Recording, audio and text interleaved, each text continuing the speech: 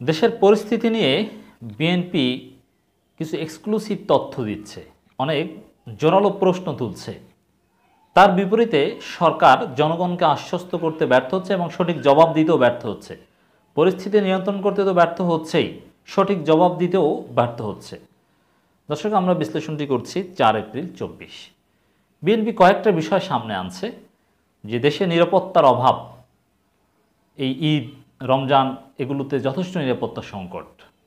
তার বিপরীতে ওবায়দুল কাদের ক্ষেপে গিয়েছেন যে সারা রাত ঈদের শপিং হয়, কোথায় নিরাপত্তা সংকট দেখলেন? নিরাপত্তার কোনো অভাব নেই। তা আমি দেখাবো আসলে সরকারের ব্যর্থতাটা কি, সরকার কীভাবে ব্যর্থ হচ্ছে, একেবারে জায়গায় ব্যর্থ।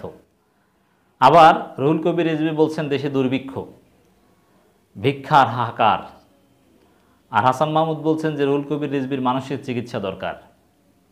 তো এর মানে দেশের পরিস্থিতি নিয়ে বিএনপি যা বলছে তার বিপরীতে সরকার আসলে সঠিক জবাব দিতেও পারছে না, তথ্য উপাত্ত দিয়ে জনগণকে আশ্বস্ত করতে পারছে না বা প্রমাণও করতে পারছে না যে বিএনপির বক্তব্য ভুল, সরকারের অবস্থান সঠিক। দেখেন, বিএনপি বলছে দ্রব্যমূল্যের ঊর্ধ্বগতিতে নাবিশ্বাস জনগণের। বাণিজ্য প্রতিমন্ত্রী বলছেন যে রমজানে কোনো প্রোডাক্টের দাম বাড়েনি, অথচ আমি দেখিয়েছি গতকাল একটা আলোচনায় যে কিভাবে বিভিন্ন রমজান রিলেটেড বিভিন্ন পণ্যের দাম কিভাবে রমজানে বেড়েছে। এর মানে রমজানে বিভিন্ন পণ্যের দাম বেড়েছে, খেজুরের দাম বেড়েছে, ছোলা বুটের দাম বেড়েছে, অনেক কিছুর দাম বেড়েছে, চিরার দাম বেড়েছে, রমজানে যেগুলো দরকার এগুলোর দাম বেড়েছে, চিনির দাম বেড়েছে, চিনির দাম অনেক বেড়েছে।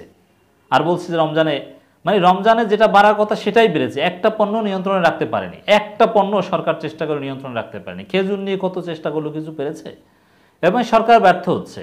বিএনপির যে অভিযোগগুলো সেটাই সত্য, তার বিপরীতে সরকার সঠিক জবাব দিতেই ব্যর্থ হচ্ছে, একেবারে জায়গায় ধরা খেয়ে যাচ্ছে। দেখেন, দেশে কোথাও নিরাপত্তার সংকট নেই।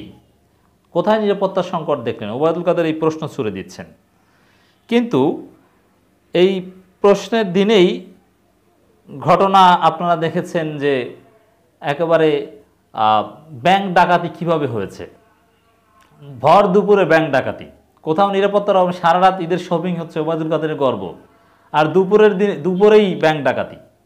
এখন ডাকাতিতে দুই ধরনের, একটা হচ্ছে ব্যাংকগুলো আওয়ামী ডাকাতরা খেয়ে ফোকলা করে দিয়েছে, এই কারণে এখন মার্জার হতে হচ্ছে, মানে দুর্বল ব্যাংকগুলোকে একীভূত হতে হচ্ছে। আওয়ামী লীগের অলিগার্কটা, আওয়ামী লীগের লোকজন বিভিন্ন নামে বেনামে লোন নিয়ে টাকা মেরে খেয়েছে, ঋণ খেলাপি সব আওয়ামী লীগ। এটা এক ধরনের ডাকাতি। আবার দিনে দুপুরে ব্যাংকের ম্যানেজারকে মসজিদ থেকে ধরে এনে তারপরে ডাকাতি করছে। আর ওবায়দুল কাদের বলছে যে নিরাপত্তার কোনো অভাব নেই। যাত্রীবাহী বাসে ডাকাতি, পুলিশ সদস্য আহত। অজ্ঞান পার্টির ভয়ে যাত্রীরা তটস্থ। ছিনতাই, চাঁদাবাজি, এই যে ফুটপাতে ঈদের যে বেচা কিনা হয়, ছাত্রলীগ কত কোটি টাকা চাঁদা নেয়, একটু খোঁজ নেন ঢাকার ফুটপাতগুলোতে, রাজধানীর বাইরের ফুটপাতগুলোতে। আর ওবায়দুল কাদের বলছেন কোনো সমস্যা নাই, সব ঠিক আছে। আপনি যদি বাংলাদেশে, আমাদের কাছে সব কিছু তথ্য আছে, জেনে শুনেই কথা বলি, এতে বাংলাদেশে থাকা দরকার নেই, এটা বাংলাদেশে না থেকেও ওইসব তথ্য কালেক্ট করা যায় ইজিলি, তথ্য প্রযুক্তির যুগ। রাজধানীর বাইরে বিভিন্ন গুরুত্বপূর্ণ জায়গাগুলোতে যদি আপনি শপিং করতে যান, দেখবেন যে হাজার হাজার ভিক্ষুক। এত ভিক্ষুক কেন আসলো? দেশে অভাব না থাকলে, দুর্ভিক্ষ না হলে এত ভিক্ষুক কেন? আর ভিক্ষাবৃত্তি এটা আপনারা কেন নিয়ন্ত্রণ করতে পারছেন না? এটা তো দৃষ্টিকটু।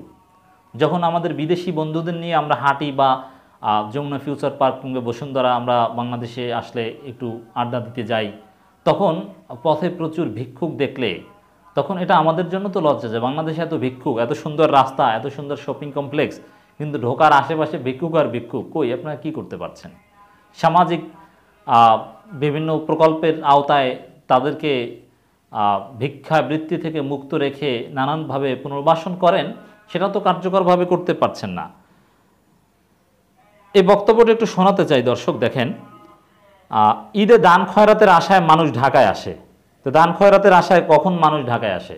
যখন তার দান খয়রাত প্রয়োজন। তো দেশে যদি কোনো অভাব অভিযোগ না থাকে, তাহলে দান খয়রাতের আশায় ঢাকায় কেন আসবে?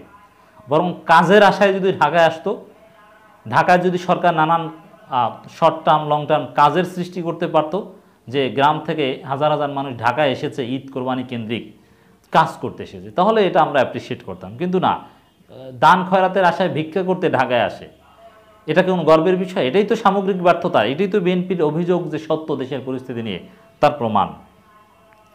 রাজধানী ঢাকায় এত ভিক্ষুক কেন, এমন প্রশ্নের জবাবে আওয়ামী লীগের সাধারণ সম্পাদক বলেন, দান খয়রাতের আশায় ঈদের মানুষ ঢাকায় আসে, ঢাকা শহরে আসেন। দান খয়রাত প্রয়োজন, তারা চলতে পারে না, খেতে পারে না, এই জন্য ঢাকায়ও ভিক্ষা করতে আসে। এটা ভিক্ষার অতি প্রয়োজনের ফলেই ঢাকায় আসে, সামান্য প্রয়োজন হলে ঢাকায় হয়তো বা আসতো না। এটা দেশের অবস্থা যে আরও বেশি শোচনীয় তার প্রমাণ, যে ঢাকায় আসতে হয়। ঢাকায় মানুষ কখন যায়? এখন when there is no way, তখন ঢাকায় যায়। এটা হচ্ছে বাস্তবতা। ওবায়দুল কাদের বলেন, বিপদে মানুষের পাশে দাঁড়ানোই আওয়ামী লীগের ঐতিহ্য। আওয়ামী লীগের নেতাকর্মীরা শেখ হাসিনার নেতৃত্বে মানুষের পাশে দাঁড়িয়েছে। কয় টাকা ভিক্ষা দেয় আওয়ামী লীগের লোকজন? খুঁজলে পাওয়া যাবে না। তারা এই বরং ছাত্রলীগ, স্বেচ্ছাসেবক লীগ, এরা দেখা যাবে যে যারা ভিক্ষা করে তাদের স্থান, যে জায়গা, শবে বরাতের রাতের কিছু তথ্য আমাদের কাছে এসেছিল যে স্থানীয় স্বেচ্ছাসেবক লীগ নেতাকে তিনি জায়গা বিক্রি করেন, যেখানে তুমি ভিক্ষা করবা শবে বরাতের রাতে 3 ঘন্টা আজিমপুর কবরস্থানের সামনে 500 টাকা দিতে হবে, 1000 টাকা দিতে হবে, অথবা পার্সেন্টেজ দিতে হবে, এই কাজ করে। আর তারা, ওবায়দুল কাদের এই কথা ঠিক নয়, বাস্তবতা আমি বললাম। তিনি বলেন, আমরা সমন্বয় করে তেলের দাম কিছু হলেও কমিয়েছি, তাছাড়া জিনিসপত্রের দাম আস্তে আস্তেও কমে যাচ্ছে। আস্তে আস্তে আর শেষ হয় না, আস্তে আস্তে কিয়ামত পর্যন্ত চলতে থাকবে মনে হয়, মানে আওয়ামী লীগ যতদিন ক্ষমতায় আছে। আবার এই তেলের দাম কমিয়ে দেখেন, বাস ভাড়া কমা নিয়ে যে নাটক হয়েছে, এটা ট্রলের বিষয় হয়েছে। 33 কিলোমিটারে 1 টাকা। অনেকে বলছে যে 1 টাকা কম রাখার দরকার নেই, আপনি নিয়ে নেন, এটা কোনো ভ্যালু নেই। চিন্তা করেছেন, এই 1 টাকা কমানো, এটাও দুর্বিসন্ধি। 1 টাকা কমিয়ে আবার 5 টাকা বাড়িয়ে দিবে। বিএনপির উদ্দেশ্যে ওবায়দুল কাদের বলেন, বিএনপি নেতার বড় বড় কথা বলে মায়া কান্না করে, তারা কি ভুলে গেছে জিয়াউর রহমানের আমলে উত্তরবঙ্গের নারীদের পতিতাবৃত্তি করতে হয়েছে?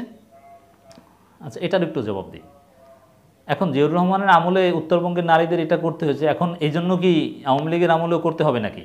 এই জন্য আওয়ামী লীগের আমলে অভাব অভিযোগ থাকলে সেগুলো নিয়ে বলা যাবে না নাকি? এটা কোনো কথা? মানে ব্যর্থতা সামনে আসলেই সেই নূহ নবীর আমলের ঘটনা সামনে এনে ব্যর্থতা আড়াল করার অপচেষ্টা করে, এটা ঠিক নয়। 2024 সাল আর জিয়াউর রহমানের আমলে এক নয়। আর জিয়াউর রহমানের আমলে যে অর্থনৈতিক অবস্থা ছিল উত্তরবঙ্গের, এটা সৃষ্টি হয়েছিল আওয়ামী লীগের আমলে। জিয়াউর রহমান ক্ষমতায় এসে সেটা ধীরে ধীরে পরিস্থিতি উন্নতি করেছিলেন।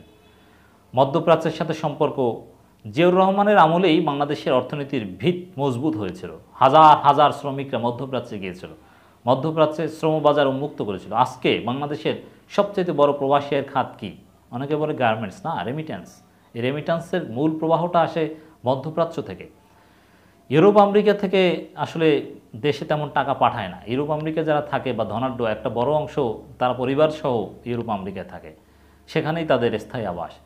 মূলত দেশে টাকা পাঠায় খেয়ে না খেয়ে মধ্যপ্রাচ্য থেকে আমার শ্রমিক ভাইরা। অতএব তাদের কারণে আজকে বাংলাদেশ মোটামুটি টিকে আছে।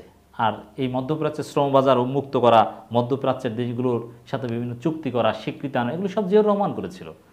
অতএব জিয়াউর রহমান বাংলাদেশের অর্থনীতির ভিত্তিপ্রস্তর স্থাপন করেছেন, তাকে গালি দেওয়া সম্পূর্ণ অন্যায়। তিনি আরও বলেন, বিএনপি নাকি 80% আসামি নির্যাতিত, যারা অপরাধের জন্য জেলে যাচ্ছে তাদের জন্য কেন বিএনপির এত মাইকান? না, অপরাধের জন্য না, বিনা অপরাধে জেলে নেওয়া হচ্ছে বিএনপি নেতাকর্মীদের। গায়েবী মামলা, কবর থেকেও মামলার আসামি, বিদেশে থেকেও মামলার আসামি, জেলে থেকেও মামলার আসামি, লাশ নাকি ঢিল ছুঁড়েছে পুলিশের গাড়িতে, এগুলোর বিরুদ্ধে বিএনপি বলছে। প্রকৃতপক্ষে কেউ ভাঙচুর করলে তাতে তাদের পক্ষে বিএনপি নয়। রাজধানীতে নিরাপত্তার বিষয়ে ওবায়দুল কাদের বলেন, তারাবির নামাজের পর সারা রাত ধরে ঈদের শপিং চলে, এখনও কারো নিরাপত্তাহীনতার ঘটনা ঘটেনি। রাজনৈতিক বিরোধিতার কারণে যারা নিরাপত্তাহীনতার কথা বলে, এদের এসব কথায় কান দেবেন না। আচ্ছা, তাহলে ওই যে দুপুরে মসজিদ থেকে ব্যাংকের ম্যানেজারকে ধরে এনে যে ব্যাংক ডাকাতি, এগুলো কি? এগুলো কোন নিরাপত্তা? বাসে ডাকাতি, এগুলো কোন নিরাপত্তা? ছিনতাই, কোন নিরাপত্তা? মানে এই কথা বলার সাথে সাথেই কিন্তু এগুলো প্রমাণ সামনে আসছে। দর্শক, যাই হোক, আসলে জবাব দিতে, জনগণকে আশ্বস্ত করতে, পরিস্থিতি নিয়ন্ত্রণ করতে সরকার ব্যর্থ হয়ে এখন জিয়াউর রহমানের আমলের ঘটনা টেনে আনে, নূহ নবীর আমলের ঘটনা টেনে আনবে। এরপরে প্রাগৈতিহাসিক ঘটনা টেনে এনে তার সাথে তুলনা করে আওয়ামী লীগের অবস্থা ভালো প্রমাণ করার চেষ্টা করবে, এছাড়া আর কি করবে? মানে বিষয়টা অ্যাটলিস্ট এরকম, যেমন জামাত ইসলামী যেহেতু ইসলামী শাসনের কথা বলে, খেলাফতের কথা বলে গণতান্ত্রিক পদ্ধতিতে, তো জামাতের লোকজন যদি সরকারের এই ব্যর্থতাগুলো সমালোচনা করে, তার জবাব যদি সুনির্দিষ্টভাবে আওয়ামী লীগকে দিতে হয়, তখন তারা বলবে যে আপনারা এত বড় বড় কথা বলেন, উমাইয়া আমলে দ্রব্যমূল্যের দাম কেমন ছিল, আব্বাসী আমলে মানুষের অধিকার কেমন ছিল, সেই উমাইয়া আব্বাসী অথবা ইসলামের প্রাথমিক যুগ 4 খলিফার আমলে রাস্তাঘাট কেমন ছিল আর এখন কেমন, এরকম উদাহরণ দিতেও মনে হয় তারা দ্বিধাবোধ করবে না। কারণ বর্তমান সময়ের পরিস্থিতির সমালোচনার জবাব দিতে গিয়ে জিয়াউর রহমানের আমলে কি হয়েছিল সেটা টেনে আনে। চিন্তা করেছেন কত দূর নিচে নামতে পারে আওয়ামী লীগ।